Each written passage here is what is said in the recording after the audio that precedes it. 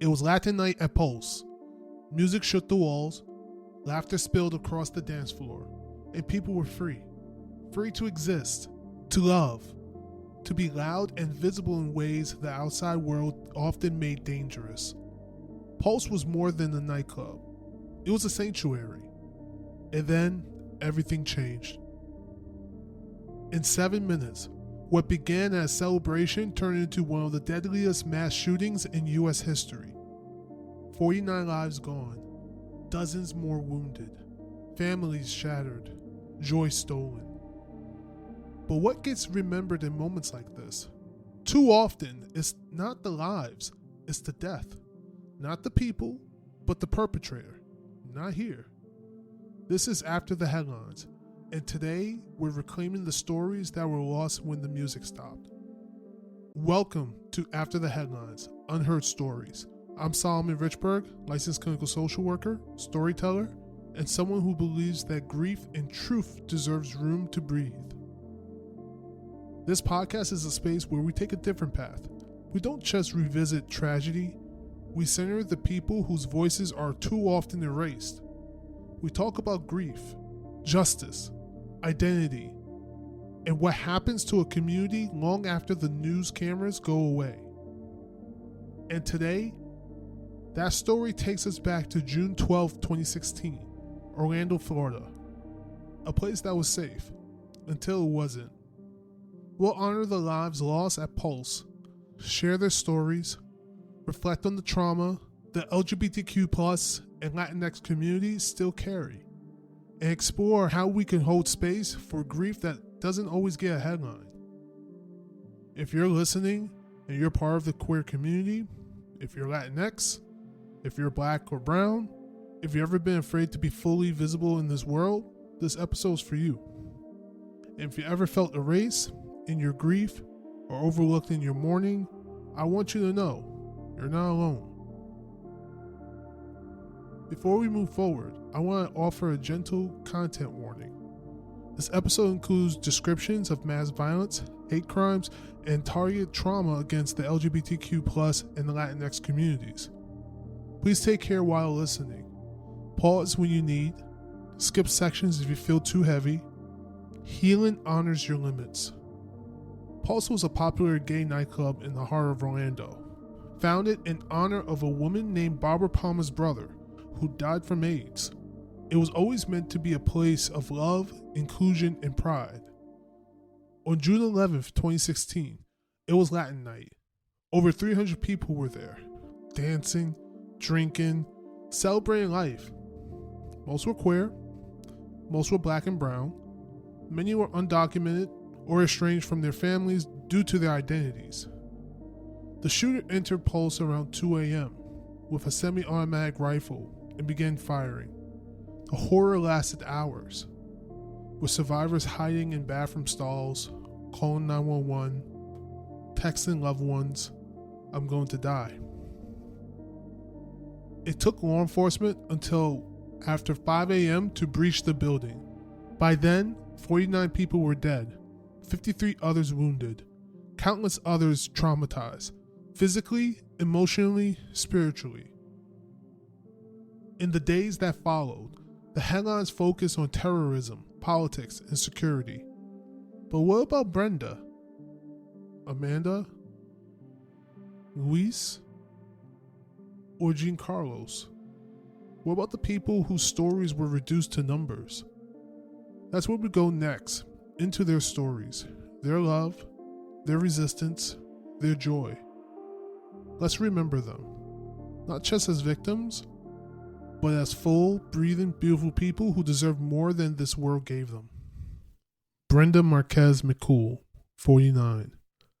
Let's begin with Brenda, a mother, a fighter, a protector. She was a 2-time cancer survivor, raising 11 children with strength, humor, and faith.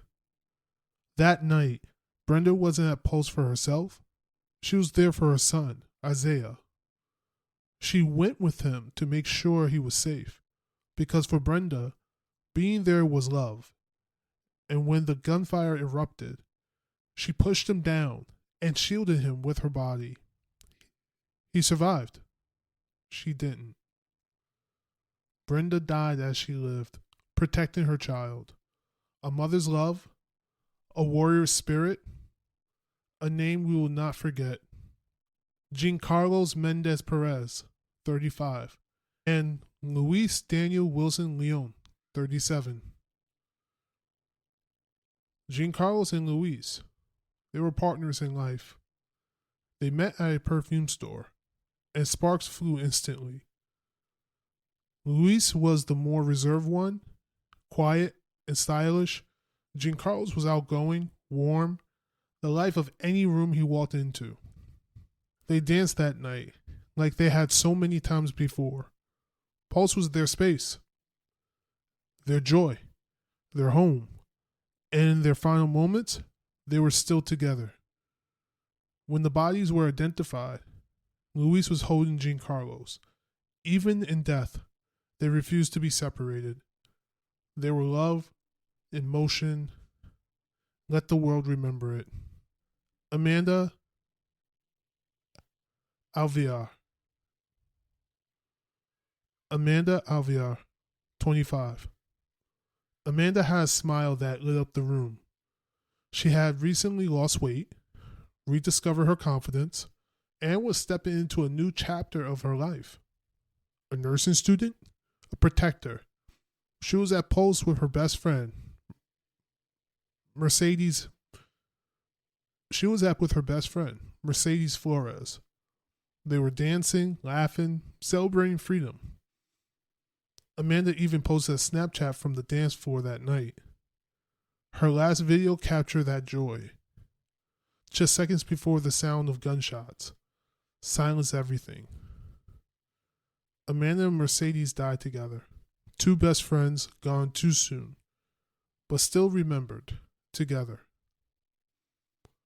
Xavier Emmanuel Serrano Rosado, 35.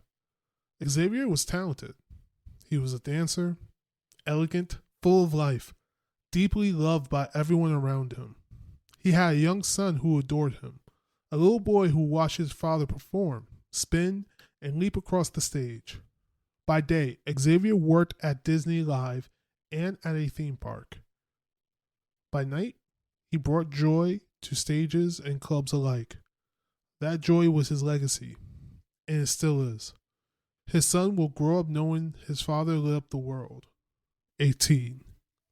Akira was the youngest person killed at Pulse. A rising star, a scholar, a three-point shooting basketball phenom. She had just graduated from high school and was third in her class. She earned a full scholarship to Mercyhurst University and was in Orlando celebrating with her family. She texts her parents from the bathroom at Pulse while hiding. I love you. I'm gonna die. A child with dreams. A leader with heart. A girl who hadn't yet had her first college class. She should have been alive today. There are 49 names. We only touched 5. Each one a full life. Not a headline. Each one a heartbeat, a laugh, a song, a dream. They were human. Let that be what lives on. Not just the tragedy of how they died, but the brilliance of how they lived. Pulse wasn't just a headline. It wasn't just a tragedy.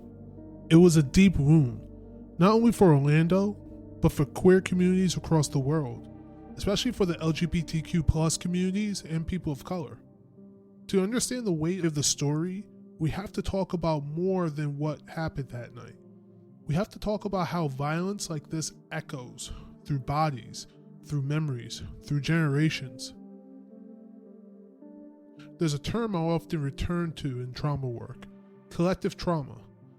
It's what happens when a community experiences a loss so great it becomes embedded in the cultural memory. It doesn't just affect individuals, it reshapes how a group sees safety, identity, and the future. For queer Latinx folks who made up the majority of those killed, this wasn't just a shooting. It was a reminder that joy itself queer joy, brown joy, love without apology is still seen as a threat.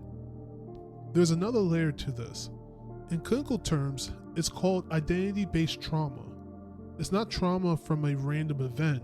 It's trauma rooted in who you are, your race, your gender, your sexuality, your existence.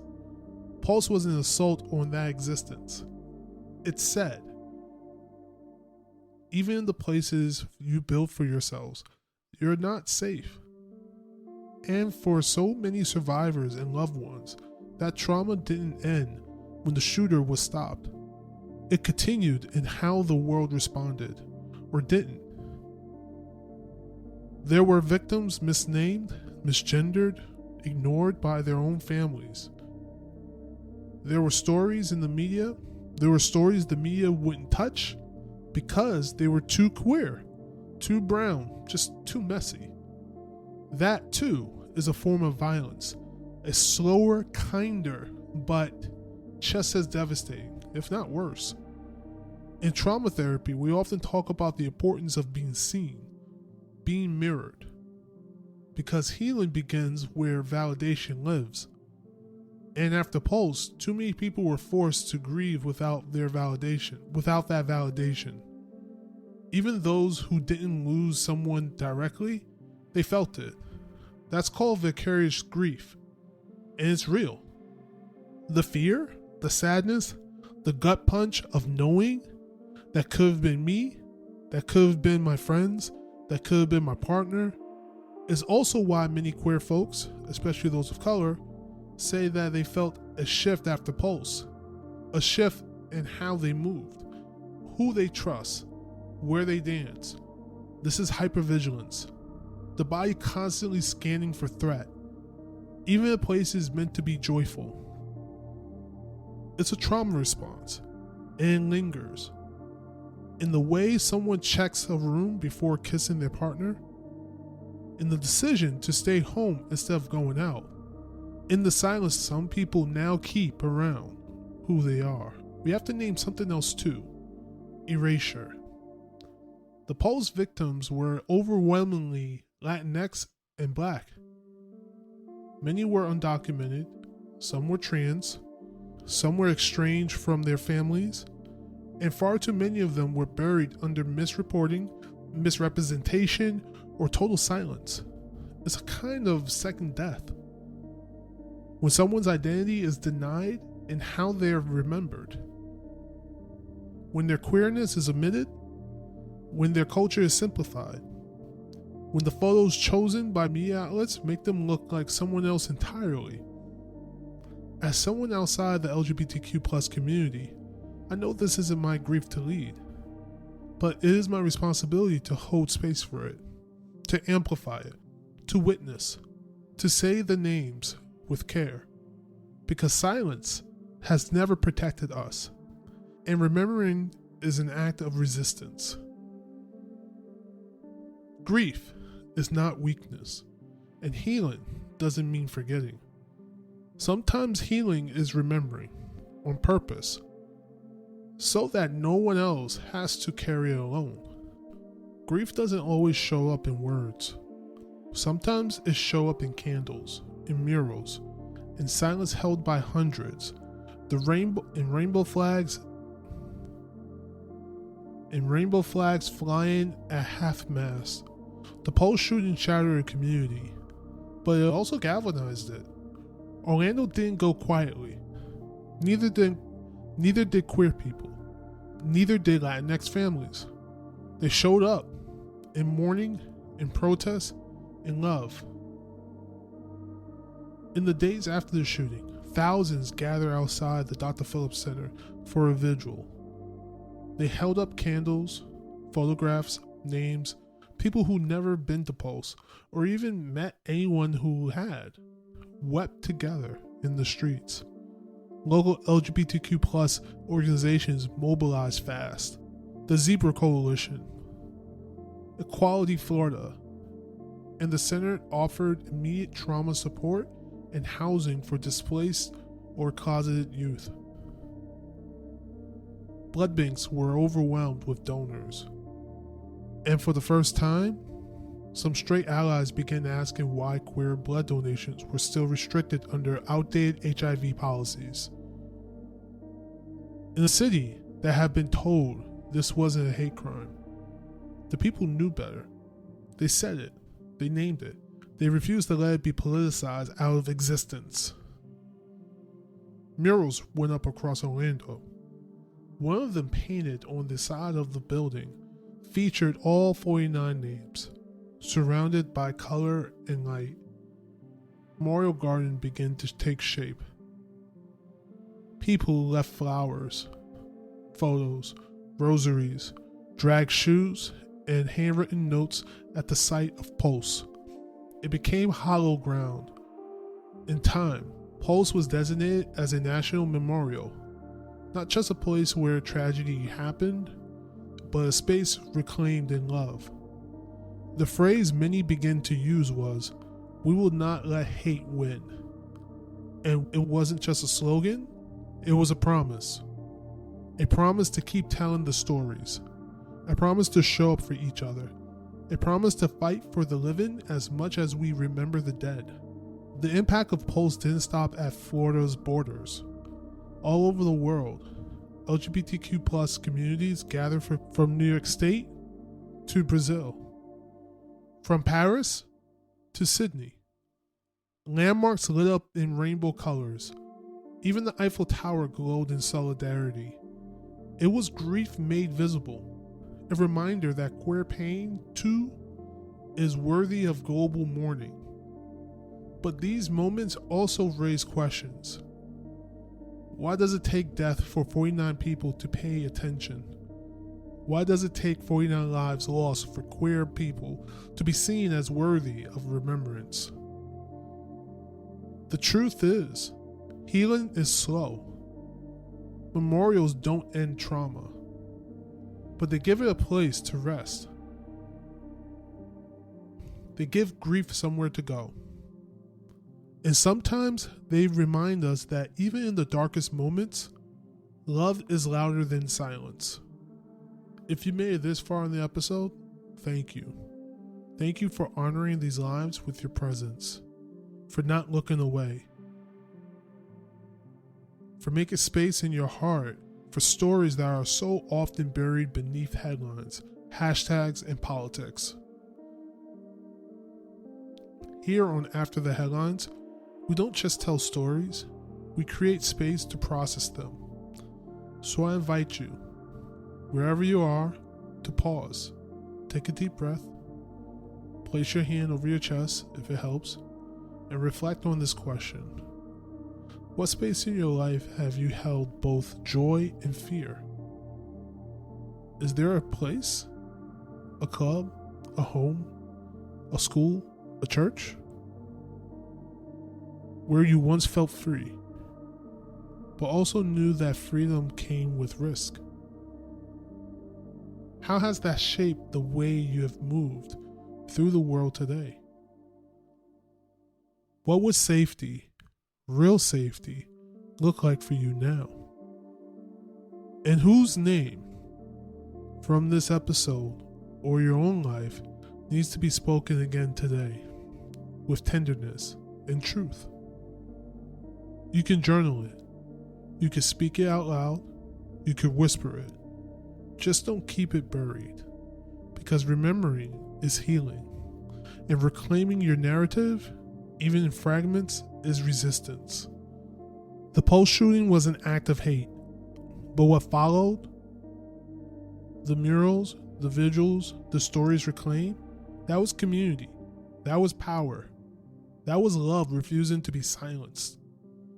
Queer people of color still live in the aftermath of erasure, both in the media and in everyday life. The story isn't just about remembering the fallen, but it's about honoring the living. It's about showing up. If this episode moved you, share it. Say one of the names out loud today. Let someone in your life know they are worthy of safety, joy, and visibility. If you'd like to support this kind of trauma-informed storytelling, grounded in truth, justice, and healing, you could do so on Patreon. Every contribution helps keep these stories alive. If you're carrying racial trauma in your own body, and if the weight of injustice has made it hard to speak, to rest, or to breathe, check out my guided journal, Rooted in Pain, Rising in Power. It's a space to name what's been buried and reclaim the power that's always been yours. Next Tuesday, we'll return with another story. Until then, grieve, reflect, honor, and rise. I'm Solomon Richberg. This is After the Headlines. And they were never just victims, they were loved.